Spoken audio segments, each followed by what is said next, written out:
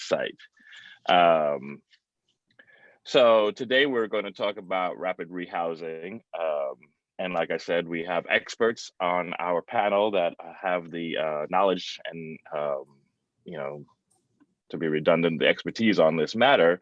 So why don't we go ahead and get started? And our first presenter, Maria from the Mayor's Office of Homeless Services, can take over right now. Thank you, Winston, for that wonderful introduction. I'm really excited to be here and talk about the Rapid Rehousing Initiative that we are currently working on at the Mayor's Office. Next slide. So we'll just talk a little bit really briefly in case folks are not aware. So due to COVID-19, MOHS received funds through HUD from the Emergency Services Grant CV. So what you'll hear us refer to it as ESG CV. So we received the funding from HUD, and really the funding was to help us prepare, prevent, and respond to COVID-19. So Baltimore City received about $15 million for this project, and the funds will expire on September 30th, 2022. And so this is just a quick little graph that shows you where the agency is spending the funds.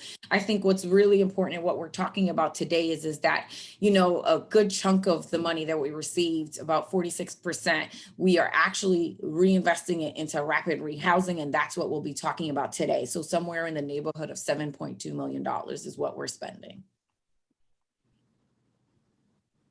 So let's look at rapid rehousing, especially with the ESG funds that we've had.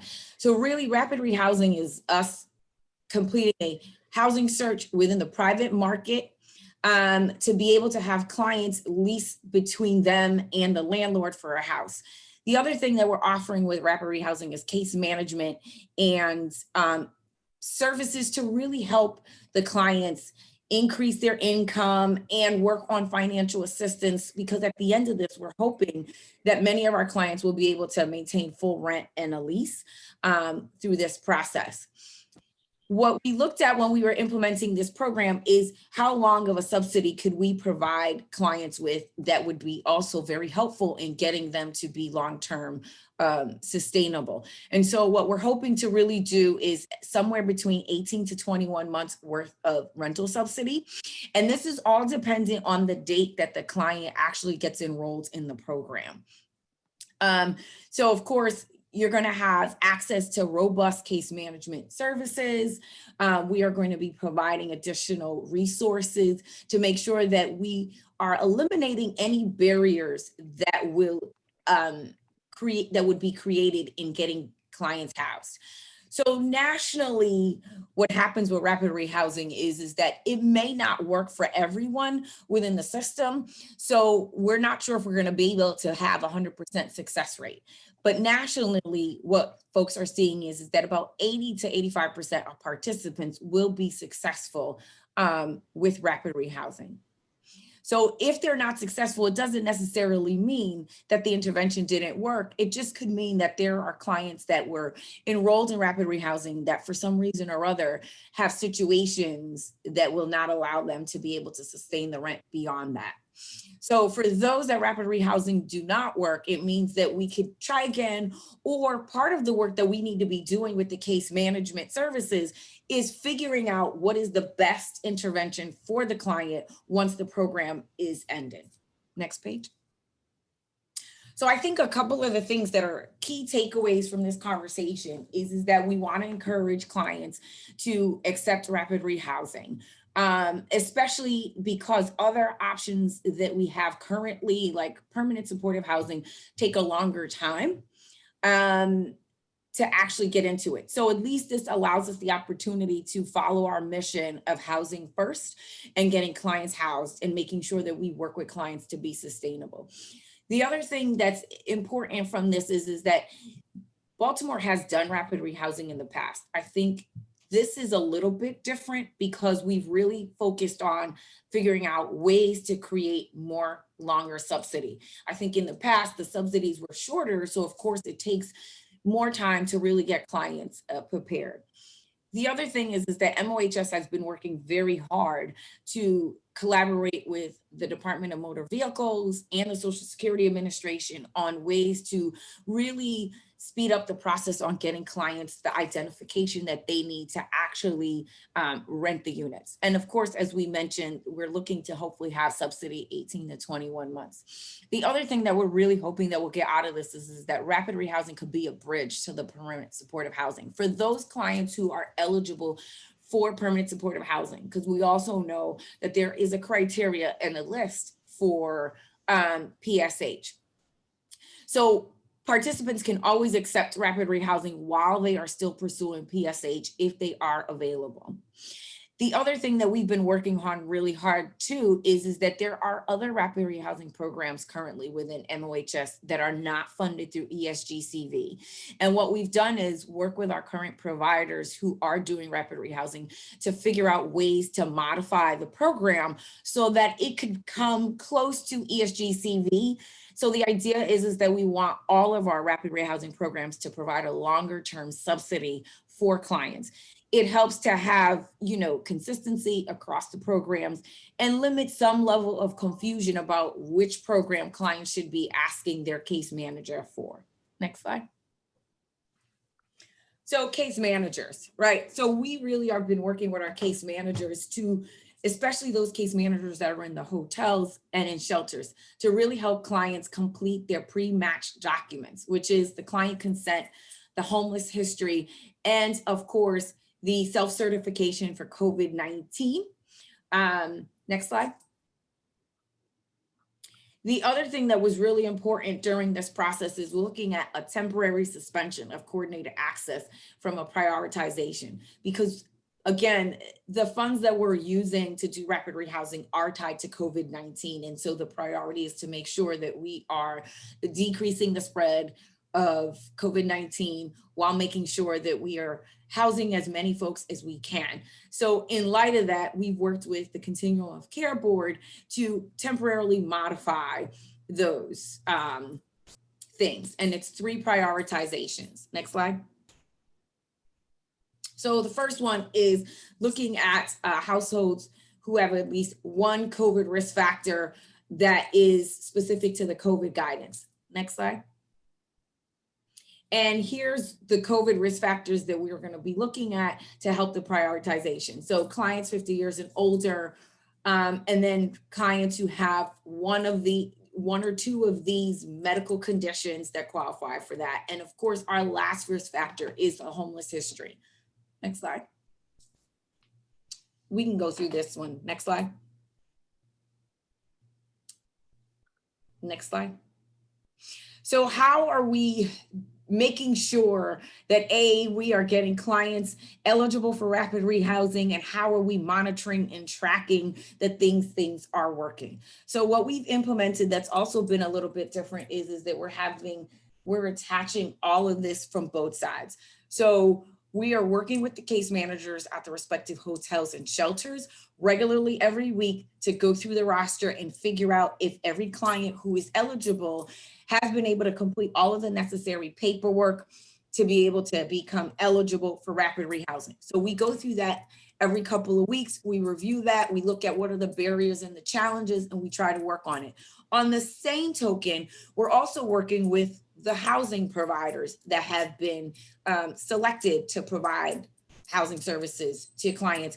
And what we do is we're looking at whether or not they've received their referrals, how long it's taking from the time of referral to complete an intake to actually get it moved in. What are the issues? What are the challenges that they're facing in order to do that?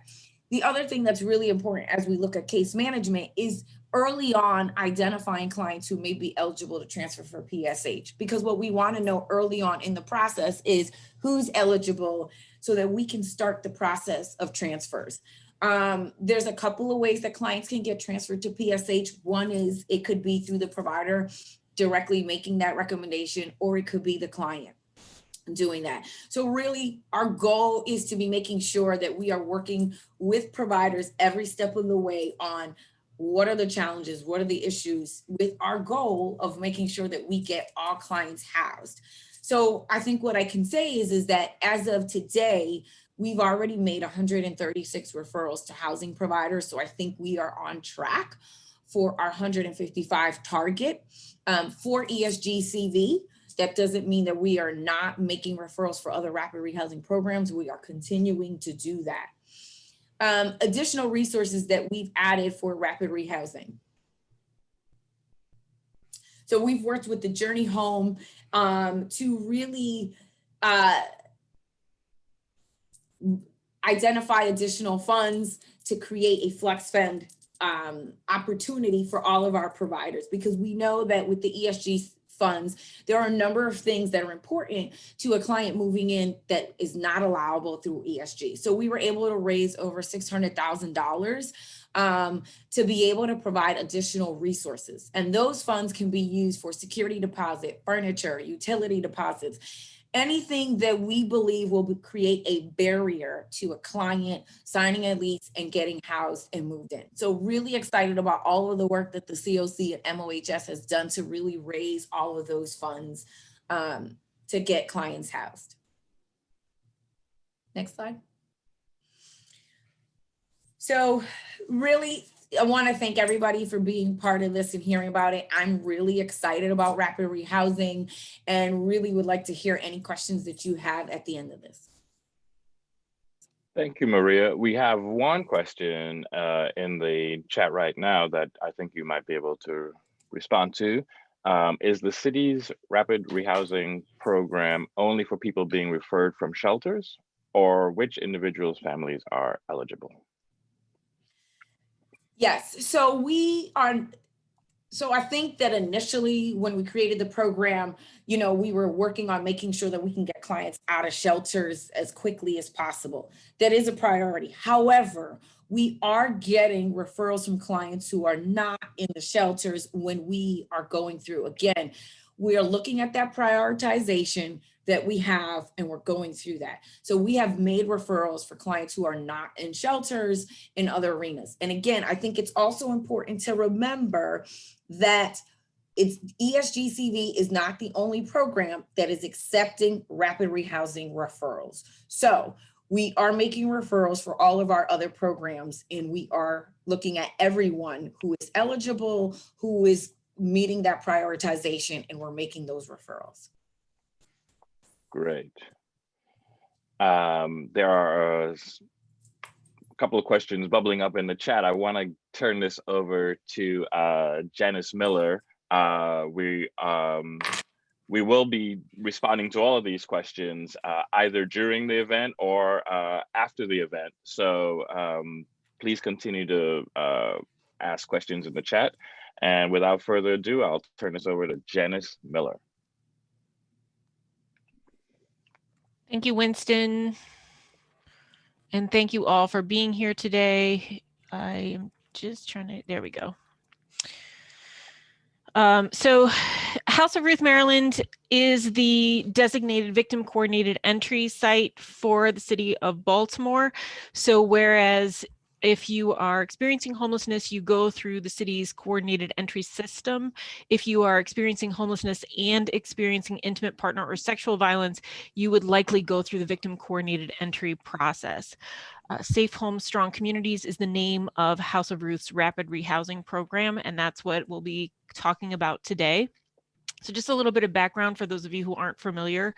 We at House of Ruth Maryland use a separate database to be in compliance with the Violence Against Women Act. We are not allowed to participate in the city's database, or HMIS as it's sometimes referred to. Victims who go through coordinated entry through victim coordinated entry are still eligible for all city housing options, including permanent supportive housing and the city's rapid rehousing that Maria just talked about and other programs. We just use anonymous placeholders for placing victims in the city system so that they are not identifiable. The only identifiable information is kept in House of Ruth's database. To be eligible in terms of priority for services, including rapid rehousing, we use a combination of the vulnerability assessment that the city uses, but also the lethality assessment, which is a evidence-based assessment tool that specifically looks at risk factors for death or serious injury. And so these two scores together create our prioritization for placement. But I will say at this time, we don't have an issue with placement. Nearly everyone who is referred through victim coordinated entry is being placed at this time. For victim coordinated entry, you must be in category 4, meaning that you must be fleeing or attempting to flee domestic violence. So what does that mean? It means that first you need to be experiencing intimate partner violence or sexual assault, and then you could either be fleeing to a friend or a family's house, but you really can't stay there, or fleeing to a shelter or some other location, street outreach, or living on the street, living in an abandoned building, living in a car, any of those areas. So that's attempting to flee there. Or you could actually still be in the home, which you may have the name on the lease for, but it is not safe. And at any moment, the abuse in the home could cause you to have to leave on a moment's notice. So that is also considered attempting to flee. So the only incident in which category 4 doesn't come into play is if you've had intimate partner violence or sexual assault in your history, but that is not the reason why you are becoming homeless right now. So if you were a victim 20 years ago, but right now you are becoming homeless due to your income or due to landlord issues, that would not be considered category 4. So how do you access victim coordinated entry? Multiple ways. You could contact us through a city provider. So if you call the coordinated entry line and identify yourself as a victim, you will likely get referred over to House of Ruth, Maryland. You could call us directly through our 24-hour hotline or chat line, and that's listed there in red. And like it says, it is answered 24 hours a day. Our chat line has limited hours. You can access that through the website, and usually the hours are listed there.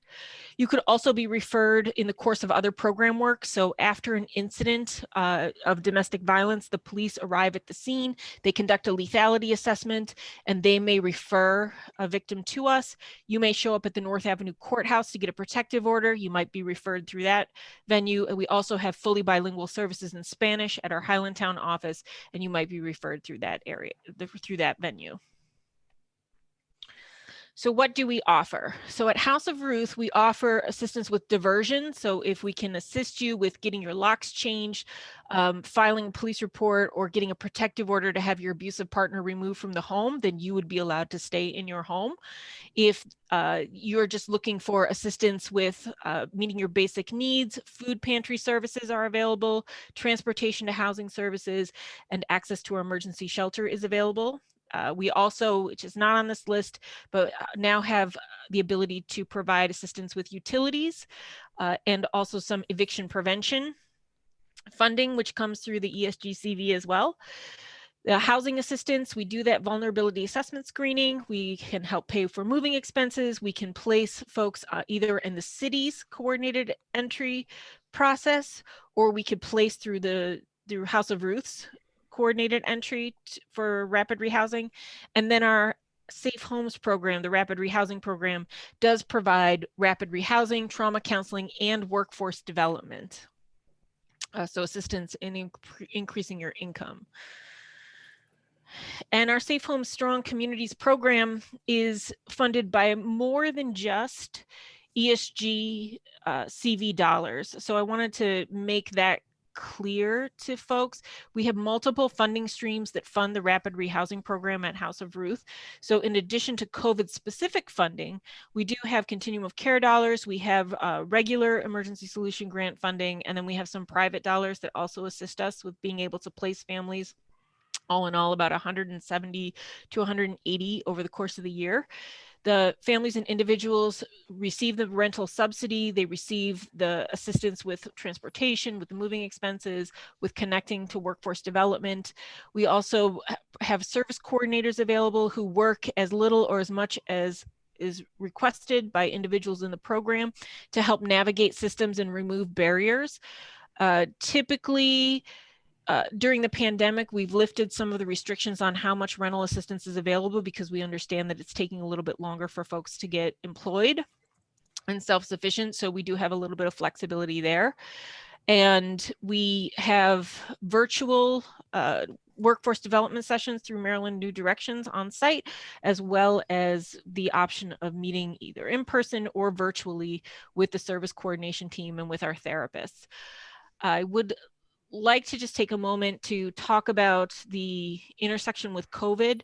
And when we think about becoming homeless as a result of COVID and intimate partner violence, this could mean that you've lost your job due to COVID and are now having trouble with your rent and struggling.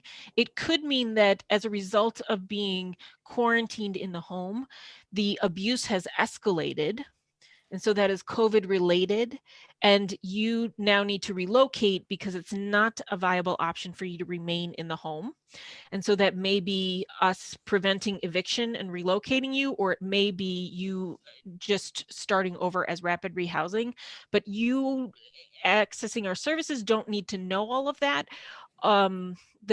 The Safe Home staff are trained to do a thorough assessment with individuals when you call, so that we can determine what's the right funding source and what's the right package of assistance to really help survivors to address both their trauma-related issues, their income-related issues, and their long-term housing success issues. So that is what the team really focuses on. And again, because we really believe that the survivor knows exactly how they want to move forward, we really take our cues from survivors and we allow them to dictate the amount of intervention that is needed. And then we provide the information and understanding of what is available or not available and what potential consequences could be from various actions and steps that folks decide to take. So I'm just going to stop sharing my screen and I'm going to break form and just show myself. Nope, I can't. You're not going to let me show myself, Elian. I like to talk to people. I can't see them. What did I want to say? I think the really key thing is that if you are listening to individuals or you yourself are experiencing intimate partner or sexual violence, that it may be a better option for folks to get referred through victim coordinated entry and to the House of Ruth, because the process to get into rapid rehousing for those victims is both a little more comprehensive on the trauma side, and the volume and demand is not quite as high as it is in the homeless coordinated entry system.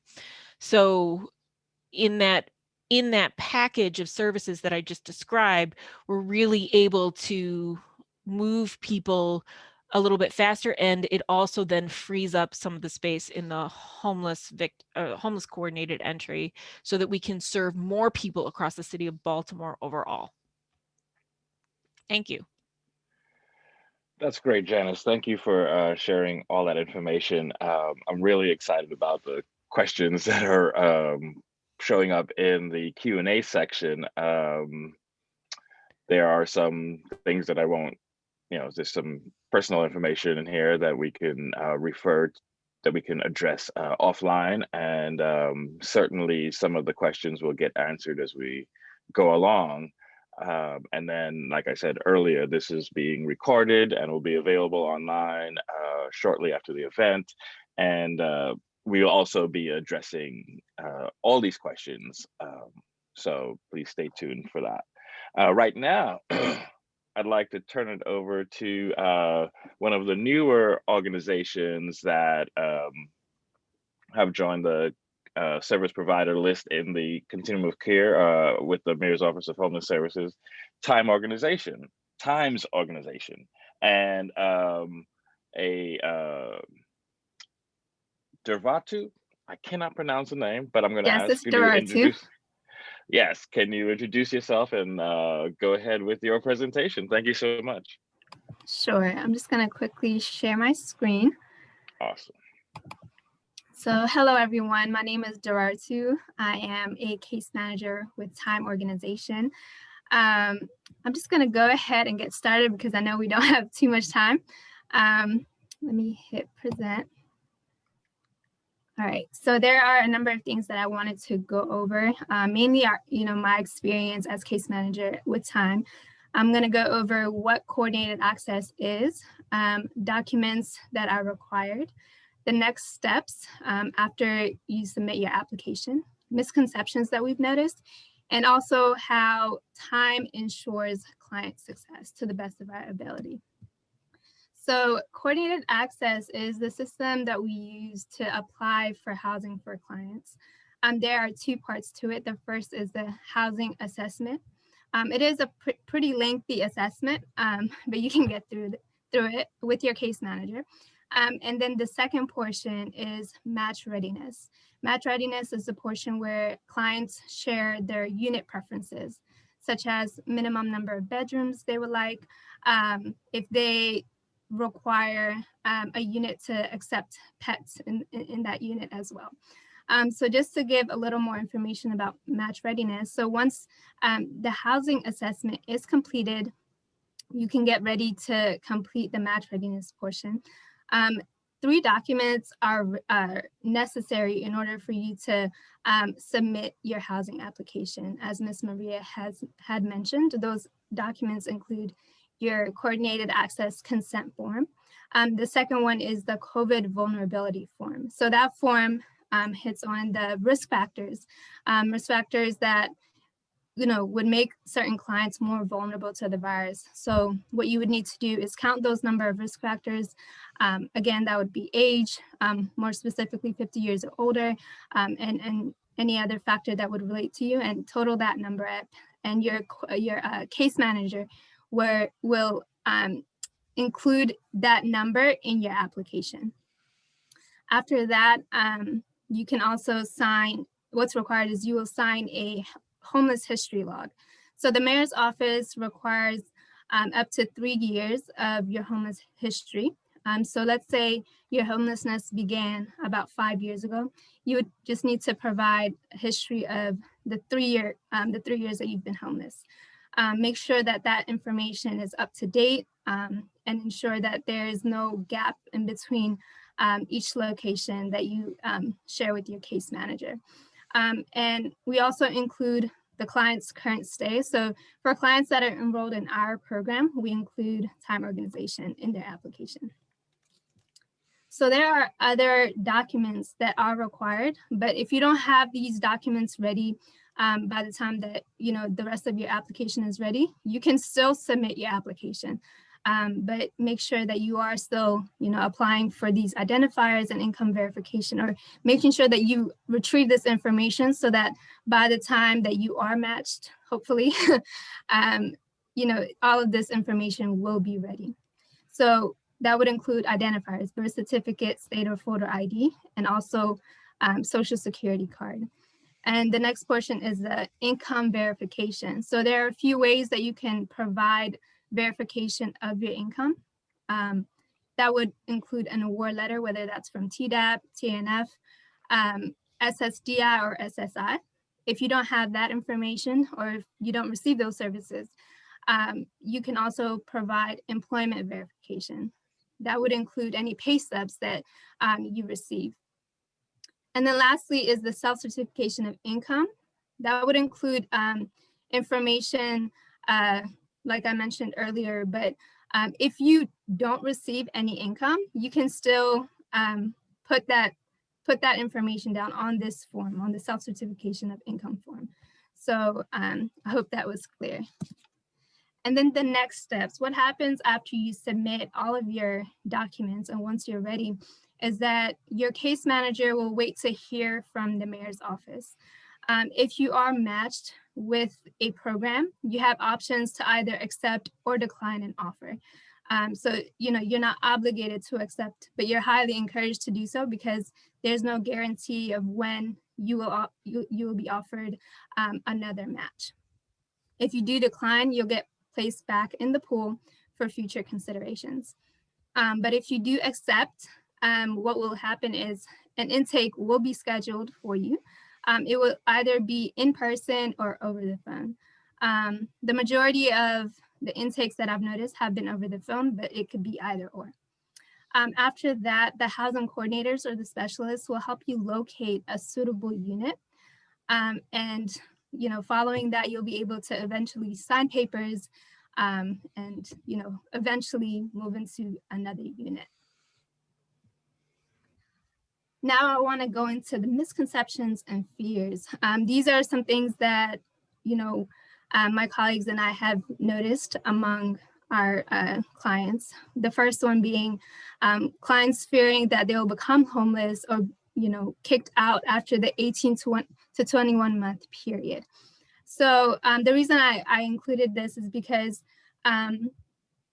clients, we definitely try to make clients aware that they will be given case managers that will help them become independent.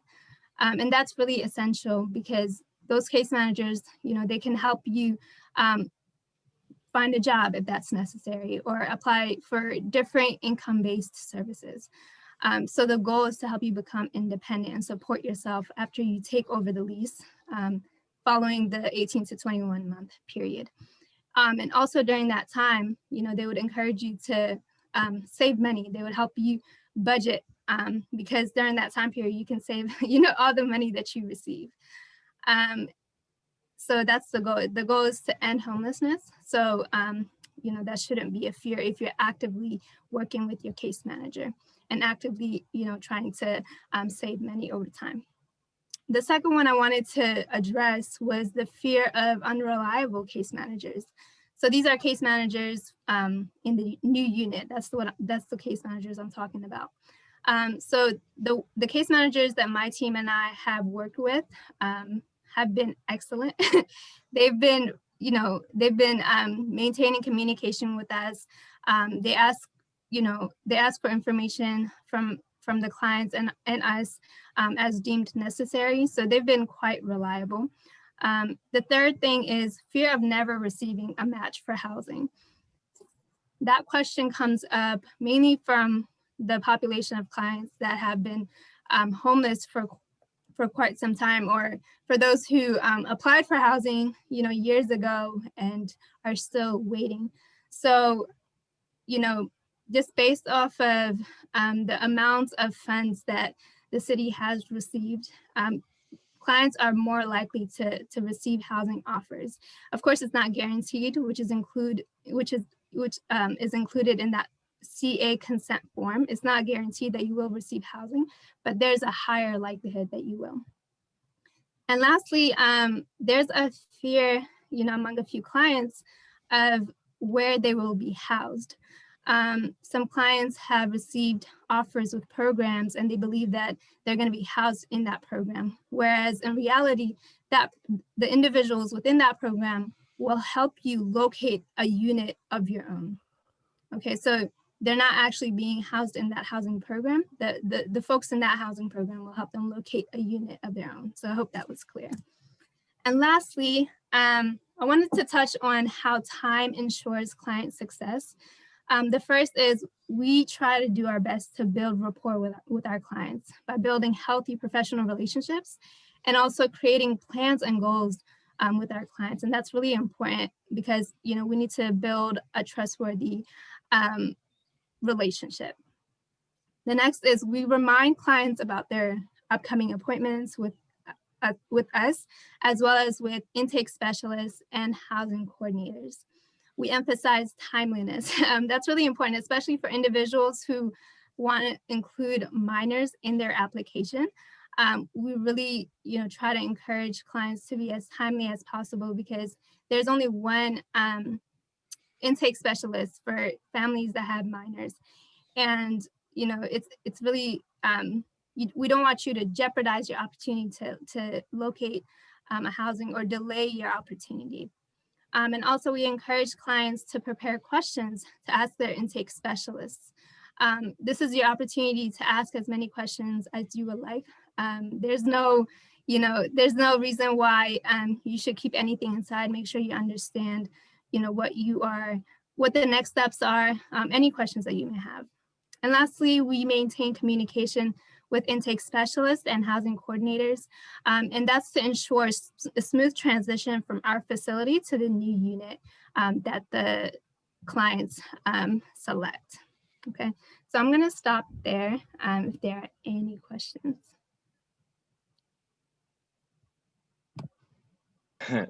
Thank you. That was fantastic. And there are tons of questions. Well, tons, meaning 22. I wonder if we can curate these questions to the different panelists after the workshop and have those responses prepared and sent out. So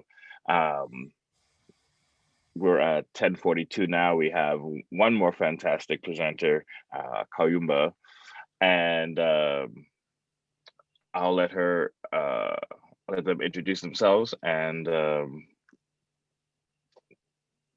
share their story. Okay, hello, excuse me, hello? Can y'all hear me? Yes. Okay, hi. My name is Kayumba Yasin. My journey with rapid rehousing started with me going to the Pendy Hughes shelter. And my journey actually has been a rewarding journey. One, because like Mr. Ratu just shared, for me, it was about taking the necessary steps I needed to take in order to have my journey be successful, number one. So I basically, I did what I was asked. I met all of my appointments, and as a result, my journey has been successful. And what made me accept the rapid rehousing is because, first of all, when the Time organization was very, very, very helpful in me being the success story, let me say that. And the case managers worked with me. So when my name came up for me to be a part of rapid rehousing, I was a little uncomfortable because it was doing something completely different. But at the same time, I knew I needed to do something different, which was moving to my own place. So I took the necessary steps to do what I needed to do. And as a direct result of that, I'm in my own place now. And what I wanted to say to share with people that are coming behind me is all we as people need to do is do what I'm gonna talk about me. All I had to do was take the necessary steps to make my life better. And in doing so, I went to all of my appointments. I got my ID, my social security card, my birth certificate. And and again, as a direct result of me doing what I need to do for me, and also working along with the service providers, it has been a smooth journey for me. And what I want to say to, what I want the service providers to know is that you all are doing an excellent job, And I can say that because I lived at the hotel for a period of time. And I know that dealing with people, period, isn't always an easy task. So in saying that, I'm forever grateful to the service providers at Time organizations, the service providers that have helped me throughout my journey. And again, I'm forever grateful. Thank you, Kayumba. That's very helpful, and I'm grateful that you had a successful experience with time organization. We, we hope that for everyone, that is the goal of the continuum and the mayor's office of homeless services and all the providers. We have some time for some Q&A. There are a variety of questions in the Q&A section, and I'm reaching out to some of our panelists to see if there are any of those that they can address right now, or and in addition to us responding to them after the event. So I think a lot of the questions are somewhat similar. So I think what I could do is try to give like a quick summary, and then we can also do something more formal that we can send out. So there's a lot of questions in the chat about how to access the service, especially if you're not in a shelter or a hotel. So in order to actually get into rapid rehousing, we do need to complete a coordinated access packet. Yes, for rapid rehousing though, what you need is a little bit less than the larger exhaustive coordinated access packet. However, any agency in the city who has navigators should be able to assist you through that process. So for example, a couple of organizations who can assist with that is someplace like Health Care for the Homeless, Bon Secours, Beans and Bread, My Sister's Place. There is a huge list. We can make sure that we publicize that list, and they would help you through the process of enrolling in coordinated access, completing the paperwork that is necessary for it. If that's not helpful, you can also, and I think I put this in the chat, the other way to get information from us about it is to go to rrh@baltimorecity.gov. It's an email. There's 4 of us who actually man that email, so somebody will respond back to you about it and we can help you navigate through the process. So pretty much anyone who is a navigator in the city can assist with that. There was also a question about whether or not if you are in rapid rehousing, can you still go to PSH? Yes, again, that this would be a bridge to PSH. You just need to work with the case manager on the housing provider side on how to move that process. And also the 4 providers who have been awarded funds through ESGCV to provide rapid rehousing are Health Care for the Homeless, Catholic Charities, St. Vincent de Paul, and Project Place. So those are the 4 providers right now that are working on that project for folks. Also, ESGCV dollars will allow for clients to live outside of Baltimore City. The client has to originate from Baltimore City, obviously, to participate in the program.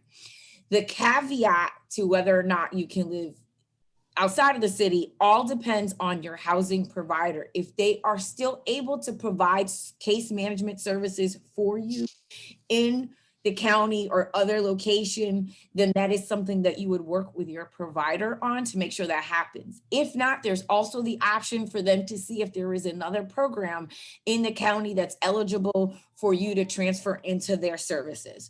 So yes, that is possible, but that also has to be worked out with the housing provider that you are working with. So I think I captured the bigger themes of the questions that are in the chat. Thank you, Maria.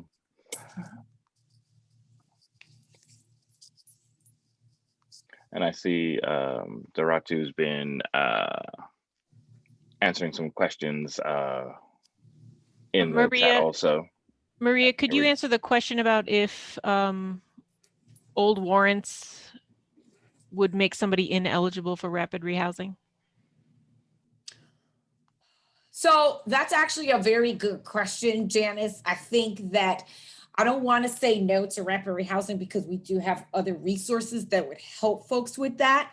So I think that that has to be something that is based on the assessment that gets conducted with their case manager to determine. So what I would say to that is if they did not qualify for rapid rehousing, we have another avenue or another resource for folks who are in that situation. So it has to be on a case-by-case basis, and then we would figure out what our other housing option would be for the client. Yeah, and I really want to I really appreciate you saying that, Maria, because I think that's the takeaway for all of this is if you are concerned or worried, just give us a call, because I think the same thing is true. Folks think, well, I'm not a current victim, or the victimization caused me to leave, but that was a few weeks ago. And so sometimes people don't refer over to victim coordinated entry because they think maybe they're not eligible. And we would rather people call us and have the conversation, because there may be other resources that we're available to or that we are aware of that we can direct people to, because we all work together to try to make sure that people are getting into the resources and getting the help that they need. Yeah, I think that that's a great point, Janice. I think that it's important to stress to folks that yes, we really are working on rapid rehousing. And I think the push, just to be honest, has been that the funds for this particular project is time limited, right? So we want to make sure that we utilize it. We provide clients with, all of the resources that are available. However, as we're going through the process and clients are not eligible for this program, we are referring them to other programs and services that are available within MOHS. So I would agree with Janice. The best thing to do is make sure that you're asking us those questions and you're being clear about what your challenges are so that we can assist in moving you to the right program and intervention.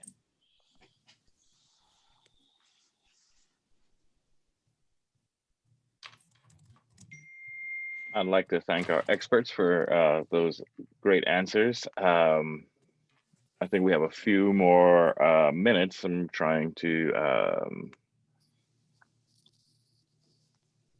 somebody asked about the Q&A that will be shared with everybody.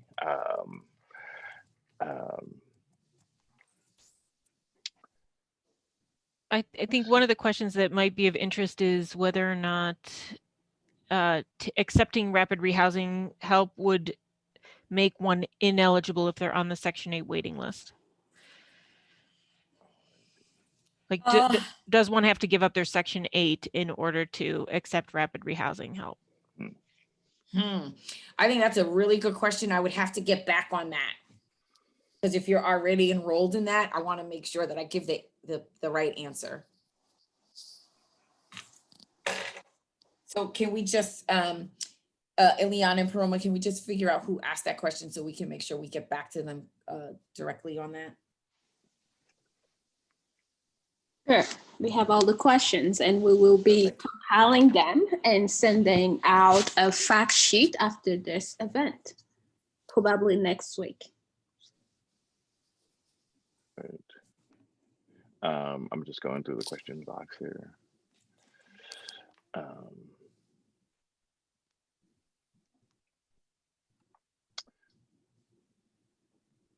Responding to the question about rapid rehousing for victims, unfortunately, the victimization criteria is domestic violence by an intimate partner.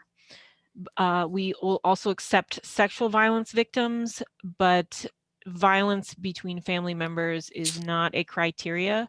However, the county has a program that does work with family violence. So if they have some crossover into Baltimore County, they may be eligible through their coordinated entry.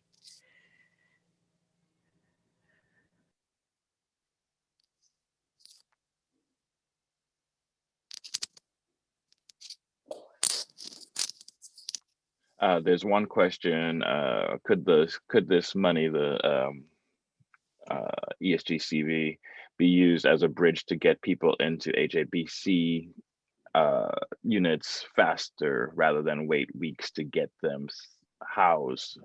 So no moving. Our units are often vacant for a longer period of time than we prefer. So I can't guarantee the time that would happen. Again, that's part of the work that we're trying to do with the housing providers during our provider meetings, is to identify those clients who would be eligible for vouchers through HABC or any other sources, and start to work on, should we be working on a transfer process to make sure that they get that done. So I think the simple answer is that yes, we're kind of using rapid rehousing as kind of like the entry point in terms of getting folks housed, and then making sure that we are going through that very carefully to see what everybody's available for and what is available through HABC, because we all know that our PSH slots and vouchers are usually, you know, very small quantity. So we want to make sure that we are placing people correctly and that we're utilizing our vouchers that are available. So again, that's something that we need to work with the individual client through their case manager on. Thank you. And the last question that just popped up is to where is a list of the organizations that can refer to rapid rehousing and how are they operating during COVID? We can please send that out as part of the Q&A. Okay, perfect. Well, I hope this has been helpful. You know, just by the the volume of questions and the type of questions, it's really helping our team inform what, you know, kind of presentations we can do coming up. So, you know, coordinated access has definitely seemed to be a really popular topic in the Q&A box. So, you know, that could be one of our next presentations. But I really appreciate everybody, all our panelists, Janice, Doratu, Maria, Kaumba, and of course, working magic in the background is Elian and Paroma. And so with that, I'd like to just thank you for all your time today. And as I said before, please check the Journey Home website for this presentation's recording and all the Q&A, the answers, the fact sheet that we'll be sharing post this event. As you see, as hopefully some of you see on your screen, here are the social media handles for the Journey Home, and also Eliane does a great job of keeping information up to date. She is fascinating and just does such a great job doing that. So please feel free to follow us on social media, where you'll get updates about pretty much everything. So without further ado, I'd like to thank you all for attending today, and we look forward to continuing this conversation in the future. Have a great afternoon.